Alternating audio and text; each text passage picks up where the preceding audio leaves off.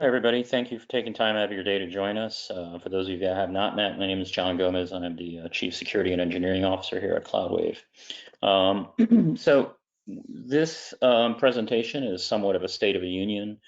I'm going to look back at 2023 and some lessons learned, actually go much further beyond that, and then talk a little bit about 2024 and some things for you to possibly consider.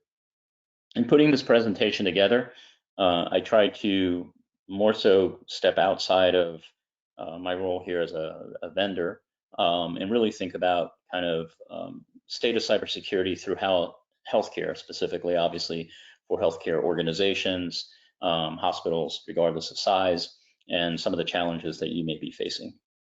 So I want to kind of provide a bit of a disclaimer and before we get into this, because this State of the Union is probably vastly different than any I've done in the past, um, for the most part. And for those of you that I have not met, I tend to be rather different in terms of my approaches to cybersecurity and my views on cybersecurity.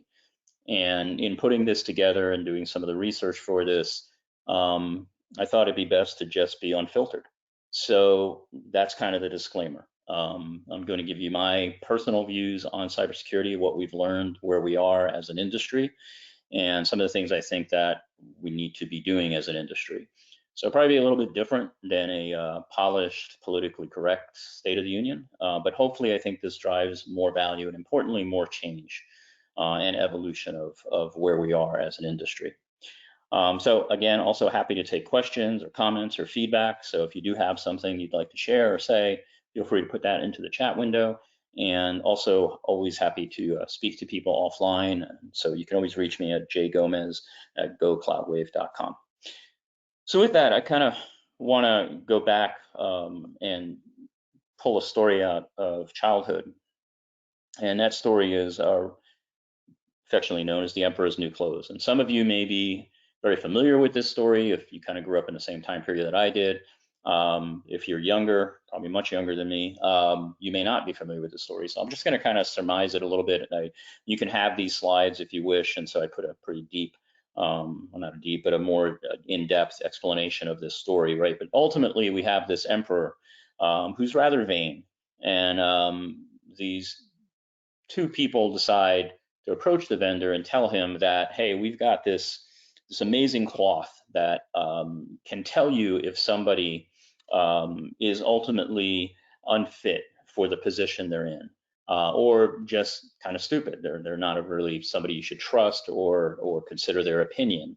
And the emperor is intrigued by this, right? They are very fascinated by the fact that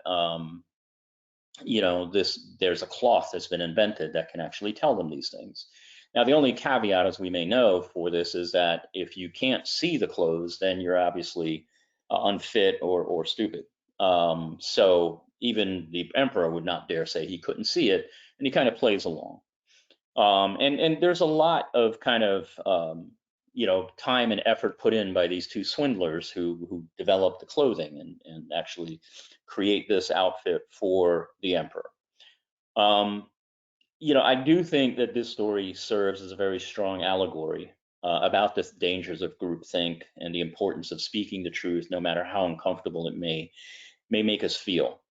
And so I think this story is very relative to where we are today in terms of healthcare cybersecurity.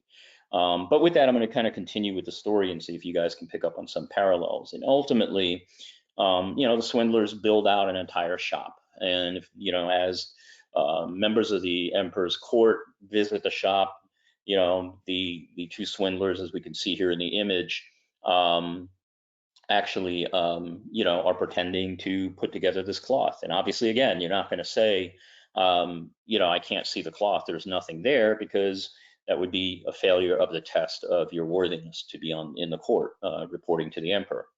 Ultimately, the gown or the clothes, the outfit is produced, and the emperor shows it off in their royal court.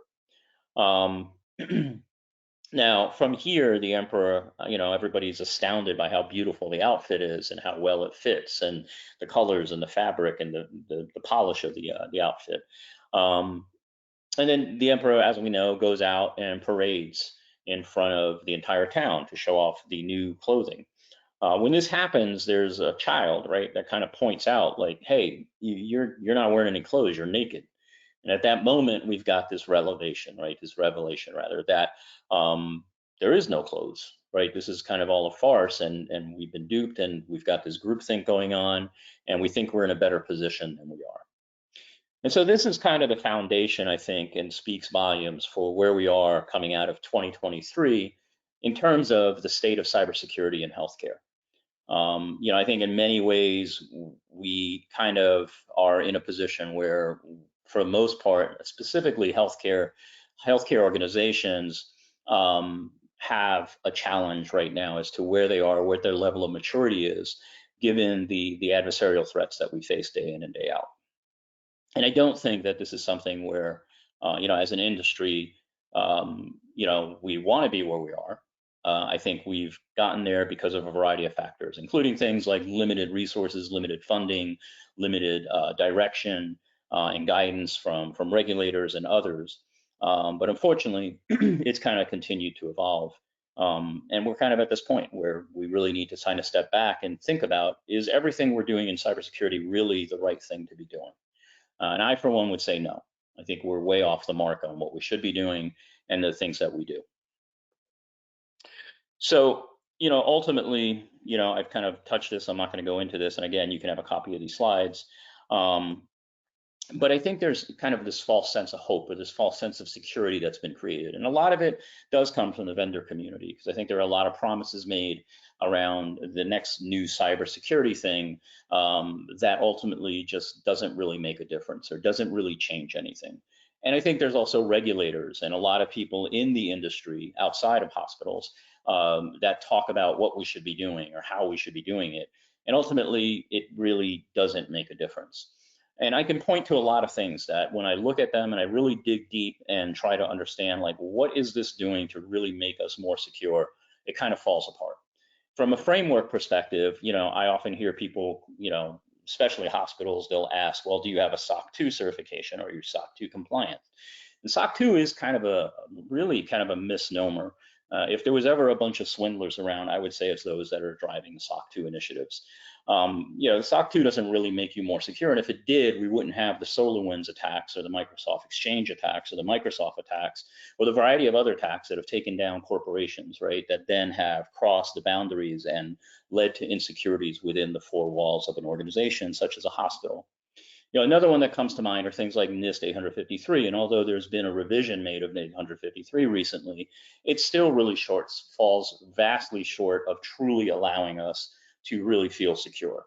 Again, there are a variety of organizations, including a massive amount of Department of Defense and federal agencies that rely heavily on 853 and can demonstrate to you in audit after audit how compliant they are with 853, but yet they continue to get breached. And often these breaches, even with things like SolarWinds, that is SOC 2 compliant, quote unquote, are very simple breaches. These are not massive things that we would expect to see on a Jason Bourne film. They're pretty simple and straightforward that violate principles of security that we've had for a massive amount of time.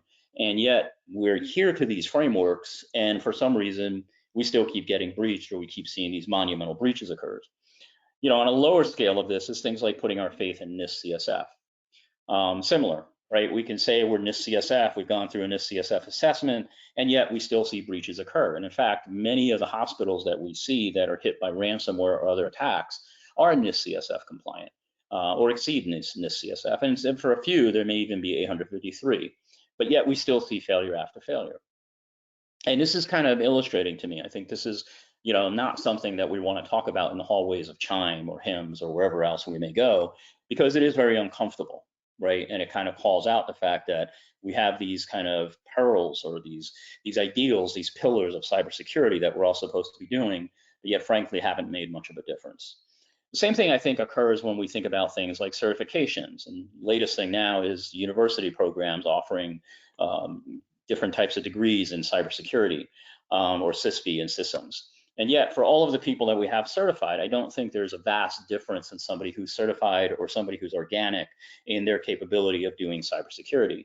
Mostly because I think we kind of just purport the same old best practices that we've been doing forever and really don't make a difference. So we're just teaching people bad habits as they go through certification or degree programs.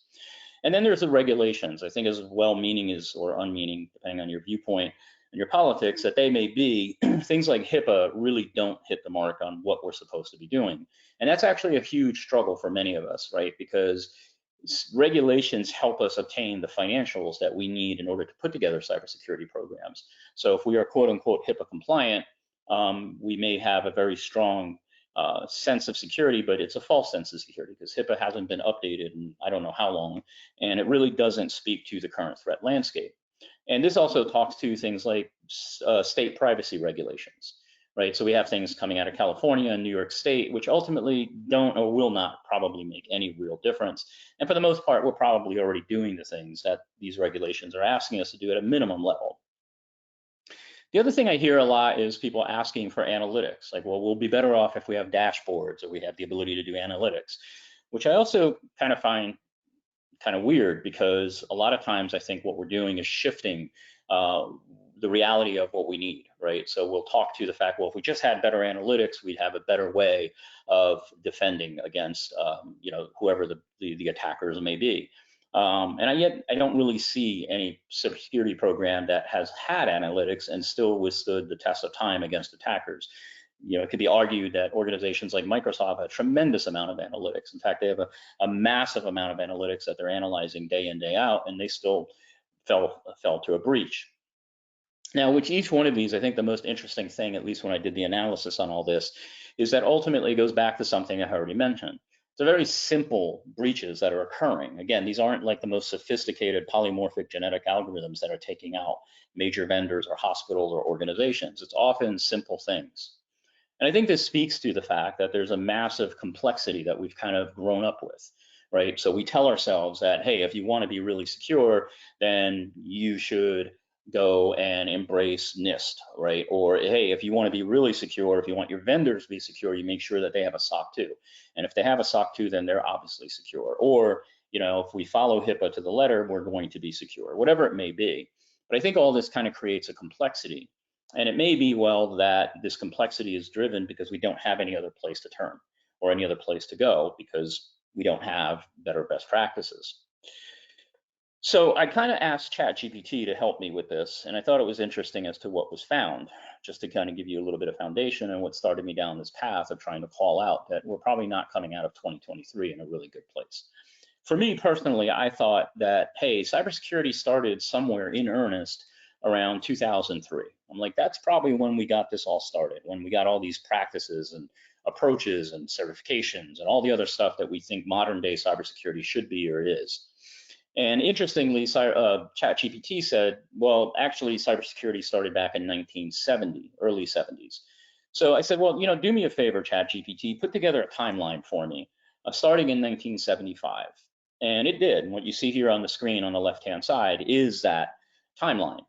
And I find it actually rather interesting because as I go through that timeline and I start reading about the different things that have been done since the 70s, which, not date ourselves, but it's about 50 years now, so half a century. We've really been doing the same old stuff and seeing the same old attacks over and over, right? So the first concept of a computer virus started in 1975. DES, which many of us still rely on to this day, was started in 76. The first known computer virus was the creeper virus, which started back in 1978. And if you keep looking at this, like 87, we had the first PC virus, right? 90s, we introduced the internet. 94, we got SSL. We still use that. That's kind of our default encryption technology, which many of us don't deploy correctly to this day or have outdated versions. We had the Melissa virus, which many of us probably remember.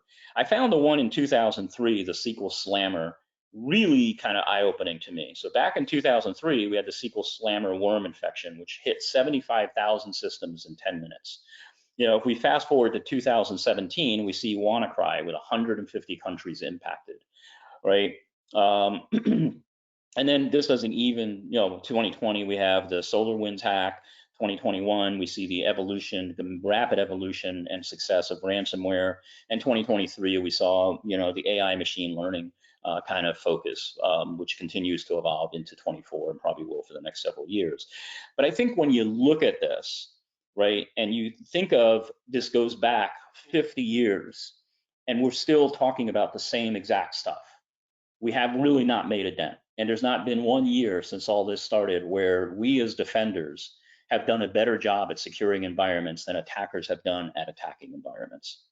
So I kind of looked at this and thought, well, if cybersecurity were viewed as some kind of a treatment for disease, it would be hailed as the most ineffective treatment we've ever known, right? The reality is that as an industry, all cybersecurity, not just healthcare, is pretty much a failure, right? There's no real measure here that shows that what our practices are and how we approach cybersecurity is successful. In fact, most CISOs and IT security directors that I speak to or talk to, are extremely stressed out. We're starting to see the effects of burnout. People are scared that when I wake up, am I going to find out that my organization, my hospital was hacked overnight, right? I don't have the tools. I don't have the audience or the platform to speak to, right? I don't have somebody that I can turn to within my organization that can really help me drive and get to a point where I can truly be secure. So I don't think this is so much that people don't care or don't want to have secure environments.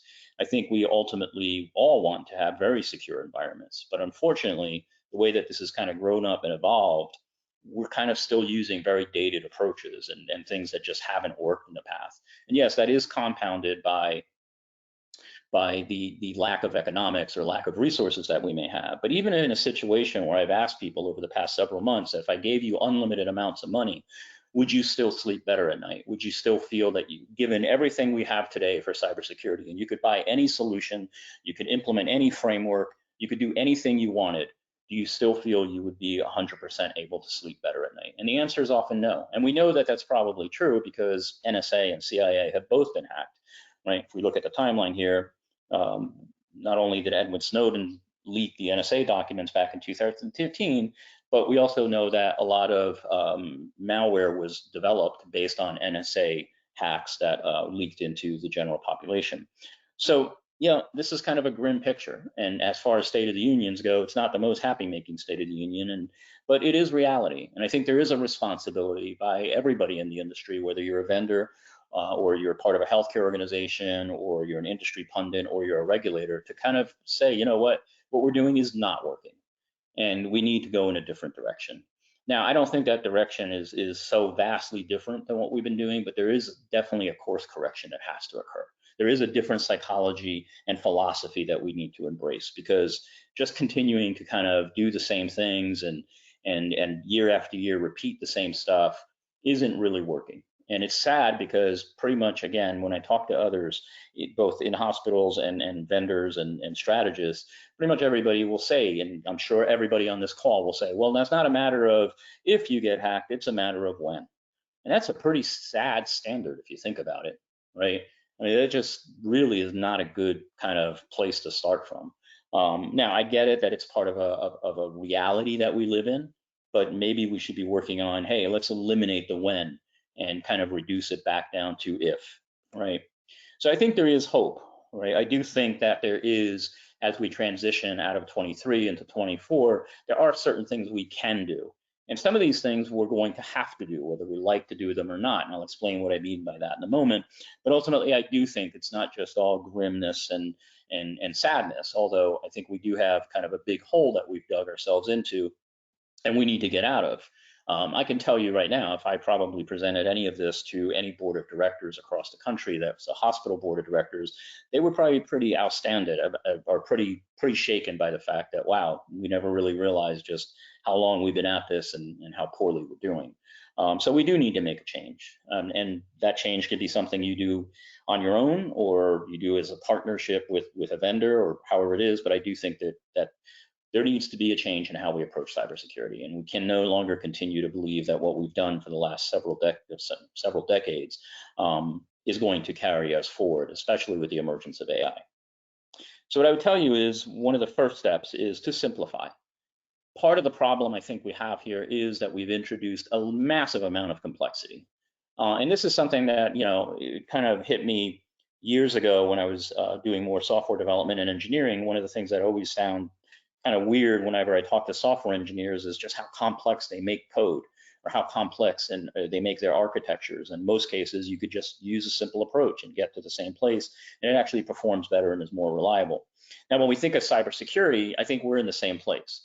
Somehow or another, because of all these different things, whether they're frameworks or certifications or regulations or whatever they may be, or analytics, we've really made this very, very complicated, right? We continue to try to push for the next framework, and we miss really kind of what we should be focusing on. Now, for those of you who don't know, one of the things I do on the side is teach law enforcement and military special operations teams about shooting.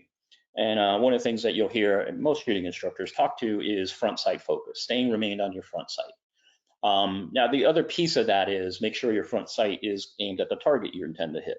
So the ability for us to evolve, to really move things forward in a manner that provides us with confidence, I think is really about reducing complexity. We need to focus on the basis. We need to figure out what is our front sight focus. We need to figure out what are the targets that we're going to go after in 2024. And if we can simplify things, I think that we will see a tremendous evolution in the effectiveness of our defenses. And really, that's what we're trying to do, right? Of course, we're trying to meet regulations and meet compliance standards and all of that, but ultimately we do that by having very effective defenses. And I think the best defenses we can have are basically simple, right? We don't want to make things more complicated than we need. And in fact, it's kind of a quandary we're in, because when we do things that are very complicated, we quickly figure out we don't have the resources or the money to do it. When we simplify, we start to realize, like, you know what, maybe we do have enough resources. Maybe we can do this within the budgets we have. I'm not saying that's perfect for everybody, but ultimately, I think simplifying cybersecurity and getting away from some of the craziness that we've tried to implement and evolve over the last 50 years is a good step forward. Now, as I mentioned earlier, you're probably going to be getting some help in this, right? And having to, and getting what I would consider some government push in the right direction. And what you see here on the screen, if you're not familiar with it, and I want to thank and call out Christine Sublet from Sublet Consulting, who kind of brought this to my attention. And if you haven't worked with Sublet Consulting, I urge you to reach out to them. But ultimately, there is a program coming online. And I think we're in the request for comment period at this point, but it's supposed to be moving very quickly. Now, I haven't driven very deeply into this, but I do suggest that you take a look at this HPH program. Now, the reason I think this is important is because this is ultimately being teed up to be tied to CMS, Medicare, Medicaid reimbursement. Right. So one of the things they're trying to do with this is they're going to be saying, hey, if you don't meet these performance goals, these standards, you're going to be in a position where ultimately you don't get Medicare, Medicaid reimbursement. And I think that is a huge upside for IT and IT security teams, because now what you're doing is on par with the clinicians, right? So you have to have certain clinical treatments, or certain never events can't occur, or certain things of that nature. Well, now you have to have a minimum set of security practices, and they have to be funded, or guess what? The hospital won't see the revenue that it's expecting. So I think this is ultimately a good thing. It gives you a foundation, a platform to point to that says, this is why I need this, because if we don't have this, we're not going to get the funding we need. So I think this makes things much simpler in terms of how do we pay for the things we need. And we don't need to go get really crazy complicated. Now, I'm going to show you real quick the website here. Hopefully this will work, because sometimes. So let's see. Yep. Okay. So you should be able to see my screen. So this is the website, and I think they're on the right track. When we think about everything we've come from and the complexity and the holes we've created, I think this is a good way to kind of return back to basics and get simple. So when we look at this on the left-hand side of the screen, you'll see these are some essential goals. And I think all of us would look at this and go, yep, those are the things we need to be doing, but we need to be doing them very well, right? We need to assure that these things are happening consistently within our organization. And now what HPH does, if this all comes to fruition, is it will give us a funding mechanism, right? Because again, if you're not even doing the essentials here, you will not be hopefully getting reimbursement for CMS. So these are kind of the basics, right, on the left-hand side here. And I don't think these are, again, things that we haven't talked about, but again, I think this simplifies it, right? If you're able to basically go into your organization and show that these items are being done, then you're good to go. You have a strong security foundation.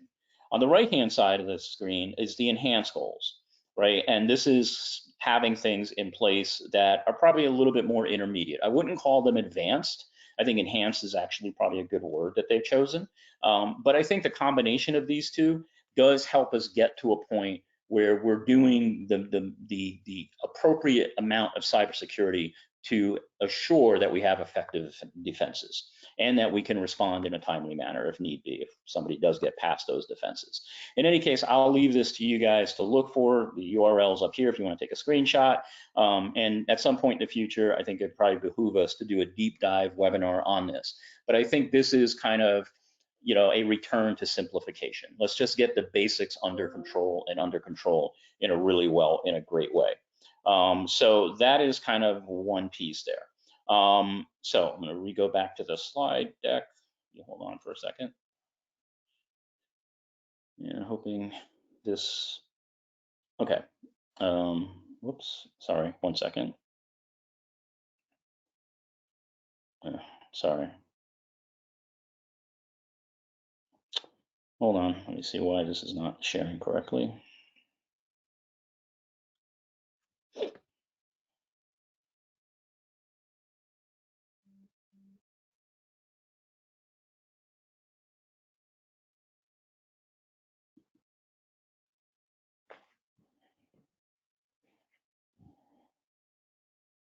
Okay, so hoping you guys can see my screen. If not, Laura, let me know that you can or can't. So anyway, I think this is a first step, and you do need to start pushing your organizations in 2024 to get to at least those essential goals being met, especially because it very well could be tied to your performance goals. So what happens? How do we continue to simplify? How do we keep doing things that ultimately could provide us with ongoing abilities to reduce complexity? So one is time-based incident response, and I'll talk more about what time-based incident response is in a moment. But one of the things that we have seen over the past several years, and this has gotten worse and worse actually, is that incident response plans and playbooks have become really complicated. And what's interesting to me is most of the time, actually not most of the time, I have yet to see any incident that I've been involved in or any tabletop that I've actually developed or run that somebody has actually used their incident response plans. So the challenge here is that they've become so complicated, they're probably not meaningful or useful. And so an adoption of something like time-based incident response, I think is something that would make a lot of sense and would help simplify how we respond. Things like deception technologies, they are very simple. They're simple to deploy, simple to use. Things like honeypots, honey nets, honey records are all rather simple to get up and running. Great thing about them is they are very effective, and they also work with things like 0 days. So I think getting to a better reliance on deception technologies is something you can do. You know, we've long been advocates of 24/7 real-time network monitoring with anomaly detection. Again, getting to simple things that don't require us to become analytics experts or Splunk experts or integrate 20,000 different log files. I think really putting the onus on, let's just try to get back to some basics makes a lot of sense. And so these are simple strategies, but I think they will continue to evolve. And I'll talk more again, as I mentioned, about time-based incident response. In terms of emerging trends, things that I think will change in 2024, and we saw these starting to change in 2023, but I think they're really going to take off in their own right as we see 2024 really kind of begin to pick up steam. The first thing is prioritizing patient safety. The one challenge I think we have really failed at over the past several years as an industry is prioritizing patient safety from a cybersecurity perspective. Now, some of this is because of the way we've been brought up, right? The way that we've evolved and grown. So for example, HIPAA has nothing to do with patient safety. It's protects patient data. But so is the same can be said for a lot of the frameworks we rely on, whether that's NIST CSF or 853 or whatever it may be, they're all focused on protecting data. Now, I think there is a shift occurring, and we've seen this, at least from the CloudWave perspective, happening over the last 6 to 7 months, where more and more of the tabletops that we do are really focused on being clinical. In fact, probably in the past 8, 9 months, I would say we have not done an IT-focused tabletop. And even the IT organizations that are reaching out are asking us, hey, could you really focus this on the executives and the clinicians? And I think that's appropriate. I think that making sure your clinical teams understand their role in incident response is extremely important. So I think you'll see more of this shift throughout 2024. I wouldn't want to say that the use of tabletops in IT is dead, but I think that tabletops in IT don't provide you with the value that most people are looking for. I think there's only so many times you can hash through what happens if somebody penetrates your firewall or you see a SQL injection attack, right? What we really need to think about is how do we prioritize our response around making sure nothing happens to a patient. So I think those kind of objectives will become very, very front and center throughout 2024. I do think, and I know for a lot of people, this is a scary thought. Now, obviously, if you're a smaller organization, this may not apply to you. But as we get into mid-sized to larger healthcare organizations, I do think the time is coming, if not already here, where IT security needs to be moved out of the IT organization. I think this is something that has been talked about for several years, and there are people on both sides of the fence that some, are totally against it, some are totally for it. But I think as we see regulations coming down, it's going to change that argument. So for example, what I just presented to you on HPH with potential ties to CMS reimbursement, I think that is an opportunity to say, hey, if I'm the CIO, do I really now want to be responsible for CMS reimbursement? Or is this better managed by a separate group who understands you have revenue implications? So you need to resource yourself and put the processes and the defenses in place that adhere to CMS reimbursement. And that'll be different for a lot of people, but this is a direct reimbursement issue, right? So I don't know, we'll see. But I do think that also the elevation of the CISO to a true C-suite member will probably start to occur more and more. And we've seen some of that over the past 6 to 7 months. I do think a continued reliance on maturity models. I think if you're still doing the old HIPAA assessments, or you're working through HIPAA assessments and doing all that, or NIST CSF assessments, those are somewhat dated at this point, right? I think the more effective approach has and will continue to be maturity modeling. And I think that will continue to evolve. Now, please note, if you're doing a maturity model, it doesn't mean you haven't done a HIPAA assessment. Maturity models qualify as HIPAA assessments. And most maturity models, if they're worth anything, would be crosswalked over to not only HIPAA, but NIST CSF and NIST 853. So the maturity models give you a much better return. But the more important part is they help you have discussions with non-technical team members around how do you prioritize security as you move forward. So I think there'll be a larger push on maturity models. In fact, the HPH stuff that I just showed you, this stuff here, I think will be easily transferable to a maturity model. You'll be able to see how many of the essential goals are you meeting and at what level, right? Are they fully implemented, partially implemented, or not implemented? So I think we'll see maturity modeling continue to evolve throughout 24 into 25. So let me talk a little bit about time-based incident response, because I think it's important to start thinking about how do we really change how we do incident response in order to prioritize patient safety and assure that we can do things in a much simpler manner. So today, as I mentioned, there's a lot of complexity around incident response, and I'm just going to touch on this. This is probably a full topic we could talk about, but the way to think about this now is when you're thinking about incident response, the newest practices are to prioritize patients first. That this is the first thing we think about when we're thinking about our cybersecurity incident response policies and procedures. The second thing is prioritizing staff. And then the third would be family members and friends of the patient. And the last thing we're going to prioritize is systems.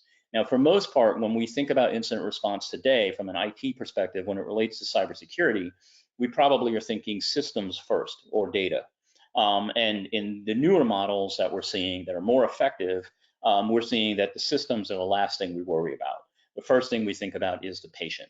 Now, this is a very deep topic. It's a very different way of doing incident response, but ultimately it is a much simpler way, and it's something that the entire organization can get around. We've been presenting this model of incident response now for probably the last 6 months or so. We've had a bunch of other, in fact, some very large university hospitals have reached out to us about how do they implement this across all of their organizations, because it is a much easier way to do incident response. And the way this works is once you have your priorities set, which this is the priorities, there's not really much that you change here, you get into what we call the criticality or liability window. And what that is basically you start thinking of incident response from your 0 hour up through 72 hours, right? So what we're thinking about as an organization is how do we go from the moment we know we have an attack all the way through 72 hours. And you can see at the bottom here how we prioritize things that from 0 to 14 minutes, we're worried about the attack. From 14 minutes out to 90 minutes, we're thinking about patient care and patient safety. We then get into staff care, family care, and system care. So it maps to our priorities. Now, the interesting thing about this is that these first 72 hours are when you will make the most liability shaping decisions of the entire incident, right? So if you're going to have downstream some type of liability due to patient safety or due to a staff member or due to something else, it will happen in these first 72 hours. There's some other interesting things here that we've learned along the way. Within these 72 hours, you're typically on your own. The insurance companies typically can't deploy resources or adequate resources within this period of time. So there's this window where your cyber liability insurance usually shows up after the first 3 days. So changing your thought process about how we've done incident response and everything we've learned over the past 50 years to kind of simplify it and think about, okay, who do I need involved? How is this going to work over the first 72 hours? Really actually has been pretty effective. And so again, we've been presenting this model for quite some time now, and we're seeing that there's a lot easier way of people getting their arms around it, understanding their role, what they're supposed to do, and more importantly, it's cross-functional. It's not just IT, because within this we map in clinicians and everybody else. So urge you to take a look at it, play with it, come up with your own adaptation of it. But I do think that incident response will vastly change as we move forward in 2024. So what about AI? This is probably the bigger question in terms of, 2024. And probably I think many people thought, hey, John's going to talk a lot about AI today. And I don't think there's a lot to talk about, right? In terms of how, is AI taking over the world? AI will obviously, I think we all agree, will continue to evolve, and it'll evolve both from a defender and an attacker's perspective, right? It'll continue to grow. Will vendors of all sorts, including ourselves, embrace and have AI offerings? Yes, I think that's kind of now the ticket to play is you must have some type of AI strategy as part of your organization, regardless of what you may be doing, whether it's cybersecurity or an EMR, risk packs, or whatever it may be. In terms of does AI change how you're going to defend your organization? As what we've seen so far, it's not really changing much, right? We haven't seen that, oh my gosh, because of AI, you're going to need to go put in zero trust networks tomorrow. We're not seeing that. What we are seeing is that you need to do more of what you should be doing, right? So you need to educate end users more than ever on potential phishing attacks. AI for attackers is making phishing attacks much, much more effective. The emails that are written are very personalized, they're very timely, they're using appropriate industry language, they're not having misspellings. So a lot of things like, I just went through here, a module on privacy or email, I don't know, phishing, and it's kind of dated, right? And most of us are using dated stuff because we're still telling people to look for grammatical errors. But we're not saying, hey, you could still get an email that is properly formatted and it still could be there. And the reason we're seeing that shift is AI. So I think it's important that we kind of still get back to the basics. Will AI evolve? Yes. Will it become a force multiplier for both attackers and defenders? Yes. But do I think the sky's falling and over the next 90 days to 6 months, we have to make radical differences in our security strategies? No. If the only radical difference I think we need to do is step back from the complexity and figure out how we simplify our approaches so that we have effective defenses that ultimately can defend against whatever it may be, AI or traditional attacks. So I don't think there's a lot of change here or a lot that I have to give you. Can I go into kind of all the different types of attacks and talk to polymorphic and genetic algorithms and hive models? Yes, and if you want to do that, I'm more than happy to do that with you.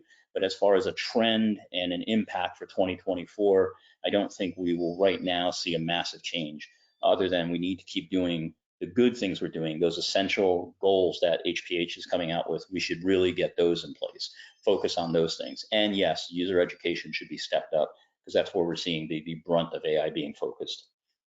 I did ask ChatGPT, like, hey, what insight would you give healthcare IT leaders about cybersecurity if you were being honest and stripping away all formalities? What does the future hold? And so what you see here at the bottom of the screen is what I copy and pasted from ChatGPT's answer. So from an AI perspective, this is what the AI is saying, is their advice to you, the unsugar-coated, straightforward perspective from ChatGPT. So invest now or pay later. We've probably heard that before, or some of us have used that. I do find interesting this whole forget perfection, focus on resilience.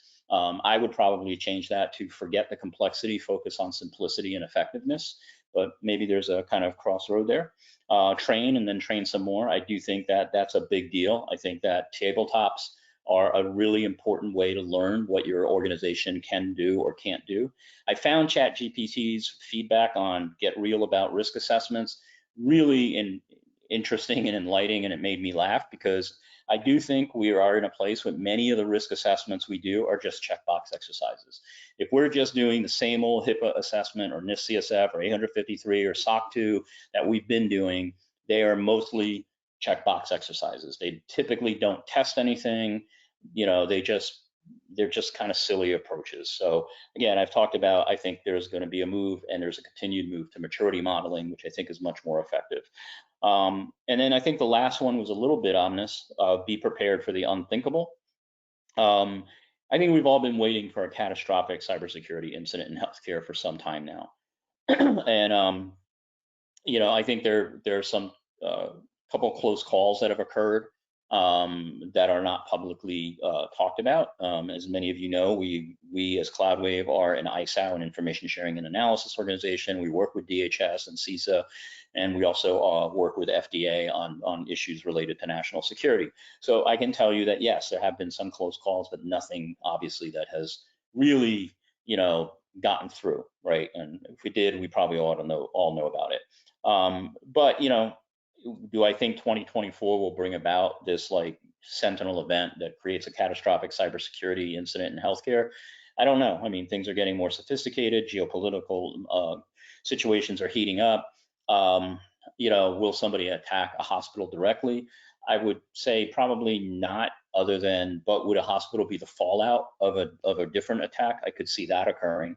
But I think as I look at it and think about a catastrophic cybersecurity event, I think one of the problems with these kinds of things, and this is again what ChatGPT wrote, is that we get so focused on that we forget to simplify and just go get the basics done. I think no matter what you think about or how you do it or how catastrophic an event is, ultimately you're going to fare better in that event if you have the basics taken care of, right? If you're doing MFA across the entire organization, right? If you're doing those essentials that HPH is coming out with. I think those are the things that are really important. Are you able to monitor anomalies on your network? Are you using deception technologies? Do you really understand the maturity of your organization? Have you simplified things down? And are you able then to kind of, once you have that in place, think about the next step, right? But the simple stuff I think makes the most sense, right? Are your clinicians able to respond to a cybersecurity incident? Do they know their role? Do we have simplified incident response plans that are time-based versus playbook based? These things I think make a difference. And if a catastrophic event occurs, again, I really do think you'll be in a much better place than if you just go focus on how you're going to prepare for doomsday. I did crosswalk ChatGPT's advice to our CloudWave solutions. Thankfully, for all of CloudWave, for everything ChatGPT came up with, we as CloudWave have a solution for, and obviously we'd love to talk to you about it. But that's kind of everything today. And I hope that ultimately what you take away from this is a call to arms, that we do need fresh thinking and fresh perspective in terms of how we do cybersecurity. So I do realize that I opened up this with kind of a beat down, if you will, on where we stand, but I think it's necessary. I think the time has come to go, hey, what we've been doing for 50 years is not working. It's not working economically, it's not working from a resource perspective, and it's certainly not working in terms of making our organizations more secure to where we're not all going to bed at night thinking, is this it? Is this the morning I get the call that my entire hospital's been taken out? We don't want that. And that's why our team goes to bed every night trying to think about how do we protect you guys. And I think part of it is having honest and frank dialogue, which hopefully that came across today as being passionate and caring about not just you, but every one of the patients that's in your hospital. So with that, I hope you found this helpful. Obviously, you can have access to the recording and the slides. Again, if you want to reach out to me directly, it's jgomez@gocloudwave.com. But Laura, I don't know if we have any questions. If not, we'd be good to go. We don't have any questions right now. I did want to remind everyone of the upcoming schedules for the subsequent months, February, March, and beyond. We'll be diving deeper into some of the topics that John talked about today, some of the frameworks, and some of the incident response that he discussed. So I'll send that out in the follow-up email, but we will be discussing some of those topics as the year goes forward as well. Actually, we did have one question come in, John. It says, can you elaborate a little when you say maturity models? Yeah, sure. Great question. Sorry, and I apologize for just assuming that people kind of knew that. So I think so. I think we do have a presentation somewhere out there on like the maturity models we use. But just the short of it, the maturity models usually look at several domains, right? So actually, hold on one second. The easiest way for me to explain it is take this HPH stuff and show that. Okay. So I'm assuming, Laura, can everybody see my screen, or can you see my screen? Yes, we can see it. So it should be the website for HPH, right? So yes. Over here, the way we could create a maturity model, and the ones we use are from the Department of Energy, right? We use, as CloudWave, we use something called C2M2, and it's a maturity model that looks across 10 different domains and allows us to very quickly determine the maturity of a healthcare organization. And we've cross-mapped it and customized it for HIPAA. But I think, probably in the coming months, we will work to create a maturity model for HPH, right? Where the way it would work is, let's take multi-factor authentication, right? So there's a bunch of things here that HPH is saying. Now, they've done a great job of already crosswalking their requirements to these different frameworks.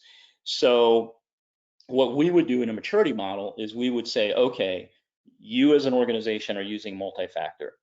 So there might be 4 areas we look at. Is it not implemented? Which obviously, if it's not, we need to work on a plan to get it implemented. Is it partially implemented? Maybe you're only using MFA for administrators or certain people. Is it largely implemented? So maybe everybody except your physicians and board of directors is using MFA. Or is it fully implemented? Right, so now we know that, hey, if I gave you all the money in the world, there's nothing else you can do. You've got it fully implemented.